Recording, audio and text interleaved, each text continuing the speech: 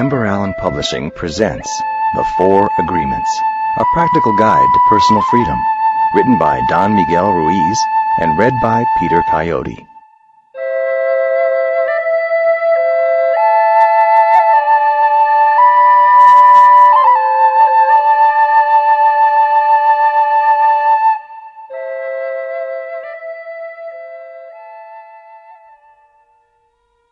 The Smoky Mirror. 3,000 years ago, there was a human, just like you and me, who lived near a city surrounded by mountains. The human was studying to become a medicine man, to learn the knowledge of his ancestors, but he didn't completely agree with everything he was learning. In his heart, he felt there must be something more. One day, as he slept in a cave, he dreamed that he saw his own body sleeping. He came out of the cave on the night of a new moon. The sky was clear, and he could see millions of stars. Then something happened inside of him that transformed his life forever. He looked at his hands, he felt his body, and he heard his own voice say, "I am made of light. I am made of stars." He looked at the stars again, and he realized that it's not the stars that create light, but rather light that creates the stars. Everything is made of light, he said, and the space in between isn't empty. And he knew that everything that exists is one living being, and that light is the messenger of life, because it is alive and contains all information. Then he realized that although he was made of stars, he was not those stars. I am in between the stars, he thought. So he called the stars the tonal, and the light between the stars the nahual. And he knew that what created the harmony in space between the two is life, or intent. Without life, the tonal and the nahual could not exist. Life is the force of the Absolute, the Supreme, the Creator who creates everything. This is what he discovered. Everything in existence is a manifestation of the one living being we call God. Everything is God. And he came to the conclusion that human perception is merely light perceiving light. He also saw that matter is a mirror. Everything is a mirror that reflects light and creates images of that light. And the world of illusion, the dream, is just like smoke, which doesn't allow us to see what we really are. The real us is pure love, pure light, he said. This realization changed his life. Once he knew what he really was, he looked around at other humans and the rest of nature, and he was amazed at what he saw. He saw himself in everything. In every human, in every animal, in every tree, in the water, in the rain, in the clouds, in the earth. And he saw that life mixed the tonal and the nahual in different ways to create billions of manifestations of life. In those few moments, he comprehended everything. He was very excited, and his heart was filled with peace. He could hardly wait to tell his people what he had discovered. But there were no words to explain it. He tried to tell the others, but they could not understand. They could see that he had changed, that something beautiful was radiating from his eyes and his voice. They noticed that he no longer had judgment about anything or anyone. He was no longer like anyone else. He could understand everyone very well, but no one could understand him. They believed that he was an incarnation of God, and he smiled when he heard this, and he said, "It is true, I am God, but you are also God. We're the same, you and I. We are images of light. We are God." But still, the people didn't understand him. He had discovered that he was a mirror for the rest of the people, a mirror in which he could see himself. Everyone is a mirror, he said. He saw himself in everyone, but nobody saw him as themselves. And he realized that everyone was dreaming, but without awareness, without knowing what they really are. They couldn't see him as themselves because there was a wall of fog or smoke between the mirrors. And that wall of fog was made by the interpretation of images of light, the dream of humans. Then he knew that he would soon forget all that he had learned. He wanted to remember all the visions he had had, so he decided to call himself the Smoky Mirror, so that he would always know that matter is a mirror, and the smoke in between is what keeps us from knowing what we are. He said, "I am the Smoky Mirror because I am looking at myself in all of you. But we don't recognize each other because of the smoke in between us. That smoke is the dream, and the mirror is you, the dreamer."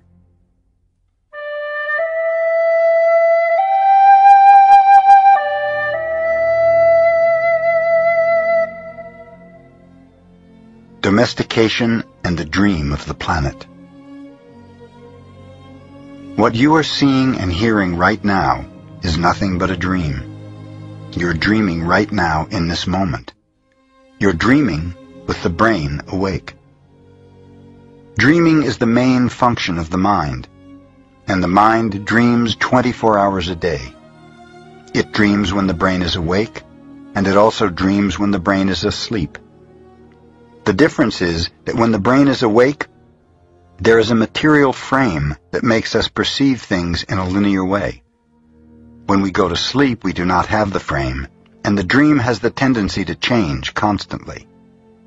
Humans are dreaming all the time. Before we were born, the humans before us created a big outside dream that we will call society's dream, or the dream of the planet. The dream of the planet is the collective dream of billions of smaller personal dreams, which together create a dream of a family, a dream of a community, a dream of a city, a dream of a country, and finally, a dream of the whole humanity. The dream of the planet includes all of society's rules, its beliefs, its laws, its religions, its different cultures and ways to be, its governments, schools, social events, and holidays.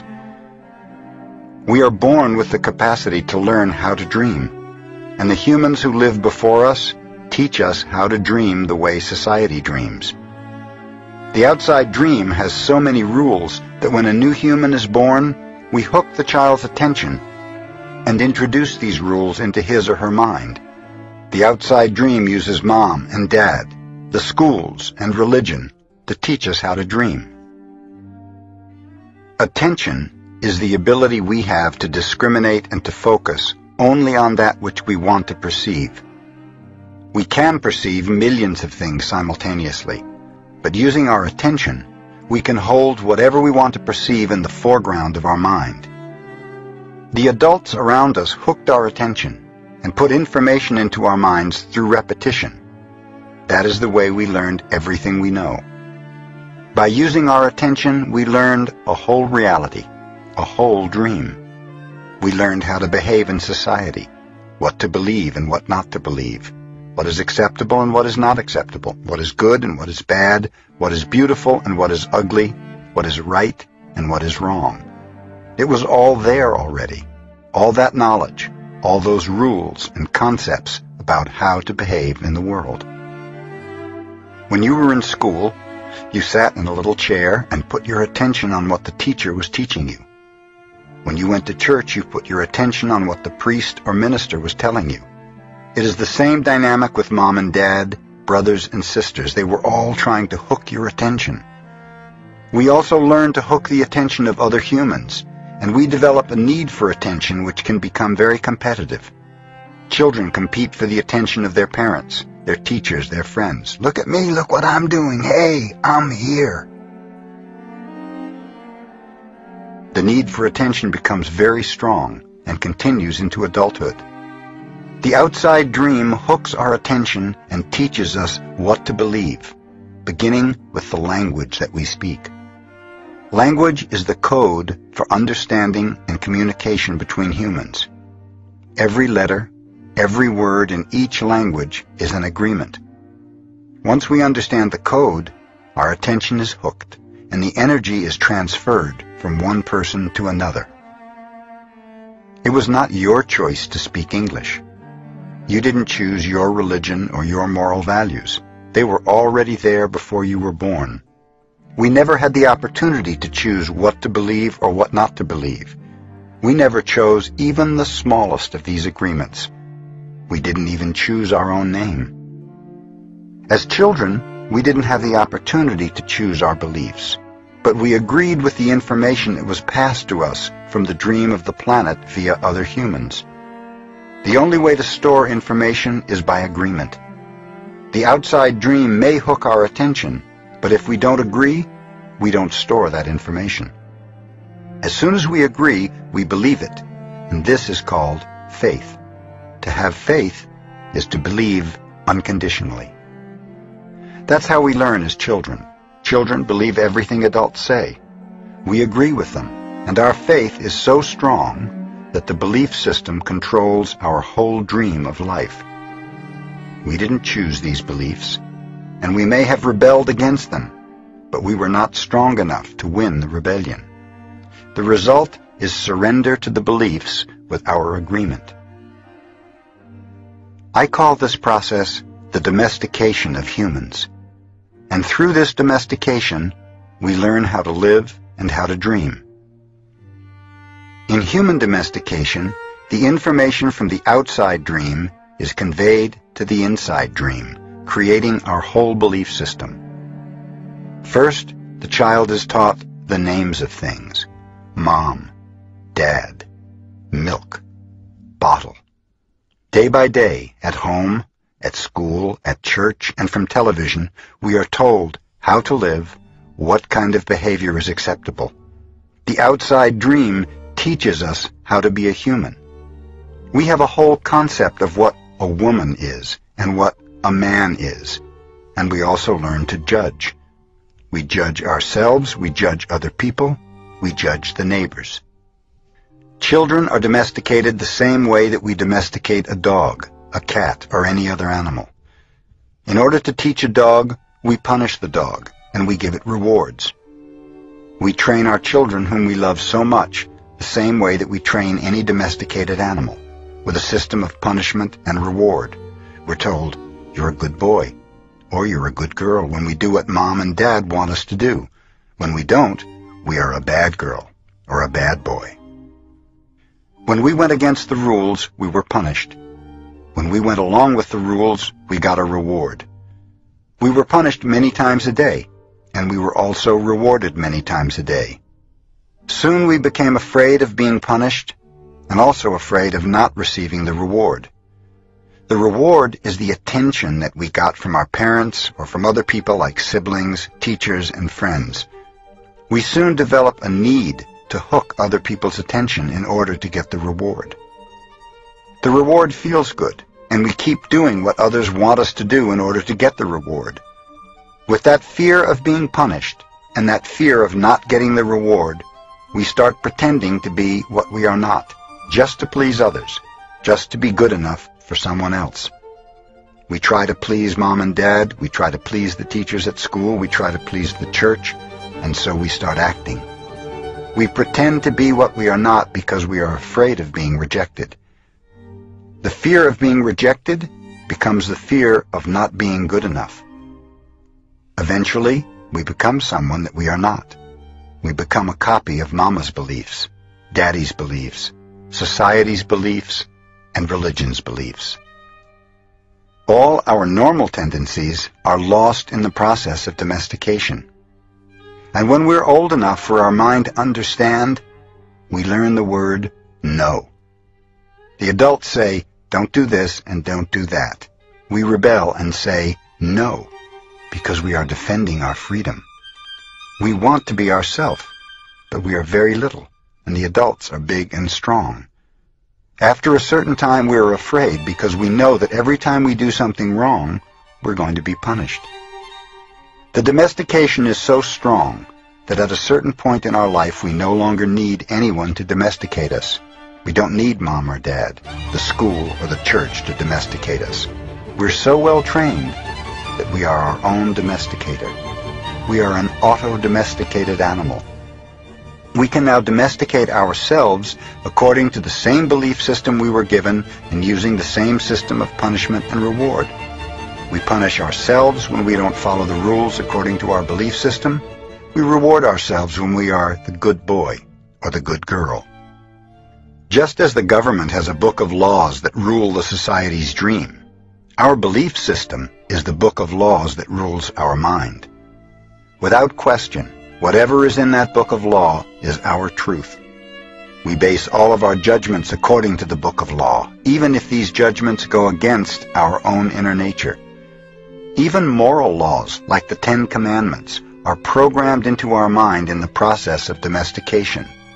One by one, all these agreements go into the book of law, and these agreements rule our personal dream. There's something in our minds that judges everybody and everything, including the weather, the dog, the cat, everything. The inner judge uses what is in our book of law to judge everything we do and don't do, everything we think and don't think, and everything we feel and don't feel. Everything lives under the tyranny of this judge. Every time we do something that goes against the book of law, the judge says we are guilty. We need to be punished. We should be ashamed. This happens many times a day, day after day, for all the years of our lives. There's another part of us that receives the judgments, and this part is called the victim. The victim carries the blame, the guilt, and the shame. It is the part of us that says, "Poor me, I'm not good enough. I'm not intelligent enough. I'm not attractive enough. I'm not worthy of love. Poor me." The big judge agrees and says, "Yes, you're not good enough." And this is all based on a belief system that we never chose to believe. These beliefs are so strong that even years later, when we're exposed to new concepts and try to make our own decisions, we find that these beliefs still control our lives. Whatever goes against the book of law will make you feel a funny sensation in your solar plexus, and it's called fear. Breaking the rules in the book of law opens your emotional wounds, and your reaction is to create emotional poison, because even if the book of law is wrong, it makes you feel safe. Anything that challenges what you believe is going to make you feel unsafe. That is why we need a great deal of courage to challenge our own beliefs. Because even if we know we didn't choose all these beliefs, it's also true that we agreed to all of them. The agreement is so strong that even if we understand the concept of it not being true, we feel the blame, the guilt, and the shame that occur if we go against these rules. All these laws exist in our mind. We believe them. And the judge inside us bases everything on these rules. The judge decrees, and the victim suffers the guilt and punishment. But who says there is justice in this dream? True justice is paying only once for each mistake. True injustice is paying more than once for each mistake. How many times do we pay for one mistake? The answer is thousands of times. The human is the only animal on earth that pays 1,000 times for the same mistake. The rest of the animals pay once for every mistake they make, but not us. We have a powerful memory. We make a mistake, we judge ourselves, we find ourselves guilty, and we punish ourselves. If justice exists, then that was enough. We don't need to do it again. But every time we remember, we judge ourselves again, we are guilty again, and we punish ourselves again and again and again.